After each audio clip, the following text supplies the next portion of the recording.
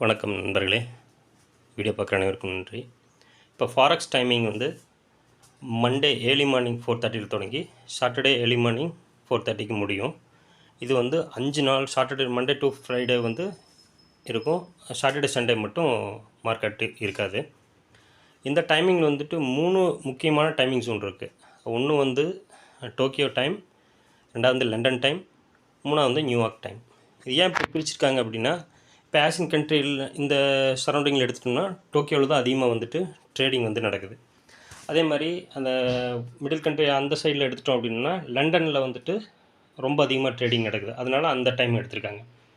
அதேமாரி நியூயார்க்கில் யூஎஸில் அப்படின்னா நியூயார்க்கில் வந்துட்டு அதிகமாக ட்ரேடிங் நடக்கிறதுனால இந்த 3 டைமிங் மட்டும் ஃபாரெக்ஸ் ஃபிக்ஸ் பண்ணியிருக்காங்க. ஏன் அப்படின்னா அந்த மாதிரி டைமிங்கில் தான் வந்துட்டு ஹை வொலாட்டிலிட்டி இருக்கும்.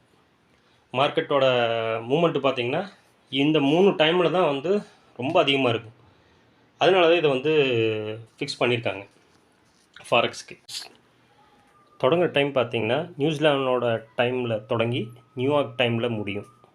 இதான் 24 ஹவர்ஸ் இதில் தான் வரும். இதை கணக்கு பேஸ் பண்ணி தான் நியூயார்க்கில் ஸ்டார்ட் பண்ணி நியூசிலாண்டில் ஸ்டார்ட் பண்ணி நியூயார்க்கில் முடியும். இப்போ டோக்கியோ டைம் வந்து பார்த்திங்க அப்படின்னா அந்த டைமில் வந்து மார்க்கெட் வந்து ஒரு சைட்வேஸாக இருக்கும். பெரிய வொலாட்டிலிட்டி ஒன்றும் இருக்காது. நார்மலாக மூமெண்ட் இருக்கும். பெரிய மூமெண்ட் ஒன்றும் இருக்காது. இதில் அதிகமாக இம்பேக்ட் ஆகிற என்னென்ன கரன்சி இருக்கும் அப்படின்னா ஜாப்பனீஸ் யானு, ஆஸ்திரேலியா யூஎஸ்டி, அப்புறம் வந்து சைனீஸ் கரன்சி, இதெல்லாம் வந்து ரொம்ப ஆக்டிவாக இருக்கும். இந்த 3 கரன்சியில் நம்ம ட்ரேட் பண்ணுறது கொஞ்சம் யூஸ்ஃபுல்லாக இருக்கும். அடுத்து லண்டன் டைமு. இது வந்து ரொம்ப வொலாட்டிலிட்டி உள்ள ஒரு டைமிங்கு. இதில் யூரோ ஜிபிபி வந்து ரொம்ப ஆக்டிவாக இருக்கும். இதில் தான் மார்க்கெட்டுக்கு ரொம்ப இம்பேக்ட் கொடுக்கக்கூடிய ஒரு டைமு. இதில் தான் எல்லோரும் ட்ரேட் பண்ணுறதுக்கு அதிகமாக விரும்புவாங்க. அடுத்து நியூயார்க் டைம். நியூயார்க் டைம்லேயும் வந்துட்டு வொலாட்டிலிட்டி ரொம்ப ஜாஸ்தியாக இருக்கக்கூடிய ஒரு டைமு. இதில் யூஎஸ்டி பேஸ்டு கரன்சி எல்லாமே வந்து ரொம்ப வொலாட்டிலிட்டி ஜாஸ்தியாக இருக்கும். மார்க்கெட் நல்லா அப்ஸ் அண்ட் டவுன் நல்லா கிடைக்கும். அதேமாதிரி ஒன் சைடு மார்க்கெட்டும் இதில் நிறையா இருக்கும். அதாவது ஒன்றா பை வந்து ரொம்ப தூரம் போகும், செல் வந்து ரொம்ப தூரம் போகும். இதுக்கெல்லாம் எந்தெந்த பேர்லாம் கரெக்டாக வரும்னா யூரோஎஸ்டி, ஜிபிபி யூஎஸ்டி, யூஎஸ்டியோடலாம் எதெல்லாம் கம்பைன் ஆகி வருதோ அந்த கரன்சி எல்லாமே வந்து நல்ல இம்பேக்ட் இருக்கும். இந்த டைம் வந்து ஒரு பெஸ்ட் டைம் ட்ரேட் பண்ணுறதுக்கு. மோஸ்ட்லி லண்டன் டைமும் நியூயார்க் டைம் தான் ட்ரேட் பண்ணுறது கொஞ்சம் ஈஸியான டைமு. அதாவது நம்மளோட டைமுக்கும் அதோட டைமுக்கும் கரெக்டாக இருக்குது நம்ம ட்ரேட் பண்ணுற டைமுக்கும். மற்ற டோக்கியோ டைமில் எடுத்திங்கன்னா ஏர்லி மார்னிங் வரும். அதனால் அதில் மோஸ்ட்லி அதை எல்லோரும் அவாய்ட் பண்ணிடுவாங்க. அதில் வொலாட்டிலிட்டியும் இருக்காது. அதனால் இந்த 2 டைம் தான் பெஸ்ட் டைமு. சரி, எந்தெந்த டைம்லாம் நான் இந்தியன் டைம் பண்ணால் நல்லாயிருக்கும் அப்படின்னு சொல்லிட்டு நான் ஒரு லிஸ்ட்டில் காட்டுறேன், பாருங்கள்.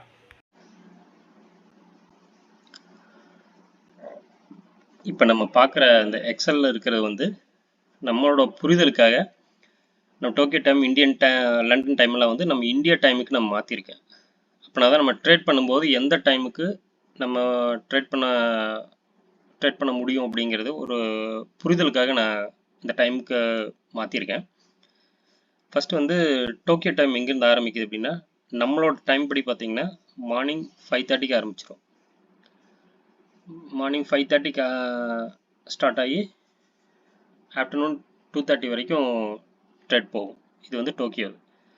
அடுத்தது 12:30க்கு வந்து பார்த்தீங்க அப்படின்னா லண்டன் டைம் ஸ்டார்ட் ஆகிடும்.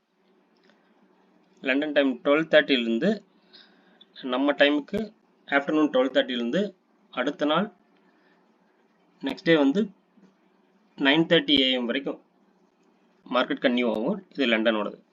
இது நியூயார்க் அதேமாதிரி ஈவினிங் ஆரம்பிக்குது. நம்ம டைம் படி 5:30க்கு ஆரம்பித்து ஏர்லி மார்னிங் 2:30க்கு க்ளோஸ் ஆகிடும். இதுதான் வந்து நம்ம டைமுக்கு உண்டான ஃபாரெக்ஸ் டைமுக்கு நம்ம டைமுக்கு கம்பேரிசன் இதுதான். இதில் வந்து எந்த டைமில் நம்ம ட்ரேட் பண்ணால் வந்து நல்ல ப்ராஃபிட் வரும் அப்படின்னு பார்த்தோம்னா லண்டனும் நியூயார்க் டைமும் வந்துட்டு மெர்ஜ் ஆகக்கூடிய அந்த டைமிங் தான் ரொம்ப சரியான காலகட்டம். ஏன்னு கேட்டால் ரெண்டுமே வொலாட்டிலிட்டி ஜாஸ்தியான ஒரு டைமிங். அது மோஸ்ட்லி வந்து 80% கண்ட்ரியில் வந்து அப்போ வந்து ட்ரேடிங் நடக்கும். ஏன்னா டோக்கியோ ஆசியன் கண்ட்ரிஸ் விட்டால் பேலன்ஸ் எல்லா கண்ட்ரியும் வந்து பார்த்திங்கன்னா இந்த டைமுக்கு தான் அதிகமாக ட்ரேட் நடக்கும். அதனால் இப்போது 100 பிப்பு ஏறுற இடத்துல வந்துட்டு 300 பிப்பு 400 பிப்பு ஏறும் இறங்கும். அந்த மாதிரி. இன்கேஸ் ஏதாவது புதுசாக ஆர்டர் போடுறவங்க டக்குன்னு ஆர்டர் போட்டு உடனே ப்ராஃபிட்டில் கட் பண்ணிட்டு வந்துடலாம்.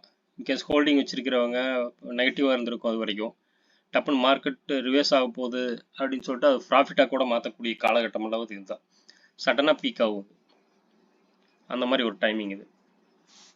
இந்த டைமில் இன்னொரு விஷயம் என்ன அப்படின்னா, உங்களுக்கு மோஸ்ட்லி எல்லாத்துக்கும் தெரிஞ்சிருக்குன்னு நினைக்கிறேன். ஃபாரெக்ஸ் ஃபேக்ட்ரின்னு சொல்லிட்டு ஒரு வெப்சைட் ஒன்று இருக்குது.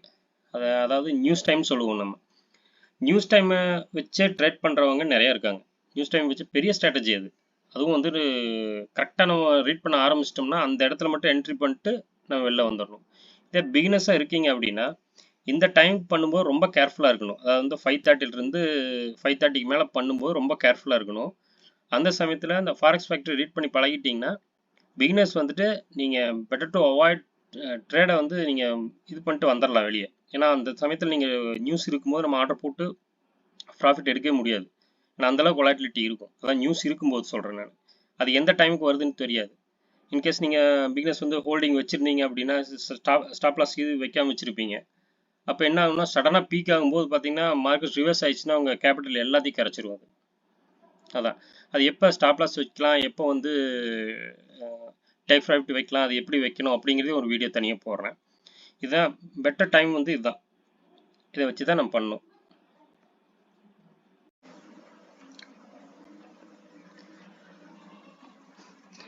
இப்போ ஃபாரெக்ஸ் ஃபேக்ட்ரியில் பார்த்தீங்க அப்படின்னா ஒரு நியூஸ் இருக்குது யூரோஎஸ்டியில். அதாவது நம்ம டைமுக்கு 6 o'clock பார்த்தீங்க அப்படின்னா அன்எம்ப்ளாய்மெண்ட் இருக்கு இல்லையா, இதை பார்த்தீங்கன்னா ஆக்சுவல் வந்து 209, ஃபோர்காஸ்ட் பண்ண வந்து 211, ப்ரீவியஸ் வந்து 219, அதே தான் இருக்குது. அதாவது ஃபோர்காஸ்ட் பண்ணதை விட அன்எம்ப்ளாய்மெண்ட் வந்து கம்மியாக இருக்குது. அப்போ வந்து அது பெரிய மாற்றம் ஒன்றும் இல்லை, ஒரு 2%, 3% அந்த மாதிரி தான் சேஞ்சஸ் இருக்குது. அதனால் இதில் பாருங்கள் எவ்வளோ இம்பாக்ட் ஆகிருக்குன்னு பாருங்கள். இதில் பாருங்கள் எவ்வளோ பிப் கிடச்சிருக்குன்னு பாருங்கள். அதாவது நியூஸ் டைமில் நம்ம ட்ரேட் பண்ணியிருந்தோம் அப்படின்னோம்னா இந்த இடத்துல தொடங்கியிருக்கு. இதோட ஹைலோ பார்த்தீங்கன்னா கிட்டத்தட்ட ஒரு 300-400 பிப் எனக்கு தெரிஞ்சு அதிகமாக இருக்குன்னு நினைக்கிறேன். சாரி, 552 பிப்பு கிடச்சிருக்கு அந்த ஒரு கேண்டிலில் மட்டுமே. ஒரு லாட் போட்டிருந்தீங்க அப்படின்னா நேரம் $500 உங்களுக்கு ப்ராஃபிட்டாக இருந்தது. இதுதான் நியூஸ் டைம் வச்சு ட்ரேட் பண்ணக்கூடிய மெத்தடு. நியூஸ் டைம் வந்துட்டு கண்டினியூஸாக இருக்காது.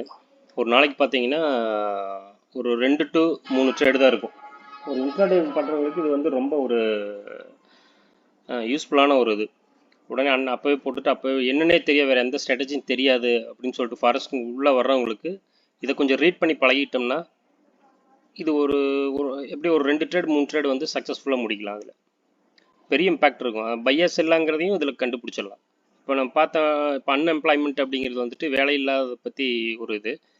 இப்போ ஒரு கண்ட்ரியில் வந்து அன்எம்ப்ளாய்மெண்ட் ஜாஸ்தியாக இருந்துச்சுன்னா அவங்க எக்கனாமிக்கல் வந்து எப்படி இருக்கும், கீழே போயிடும் இல்லைங்களா. அதை பேஸ் பண்ணி தான் நம்ம வந்து இதில் 2-3 செக்டர் இருக்குது. நான் அடுத்த வீடியோ ஃபாரெக்ஸ் ஃபேக்ட்ரி பற்றி போடுறேன்.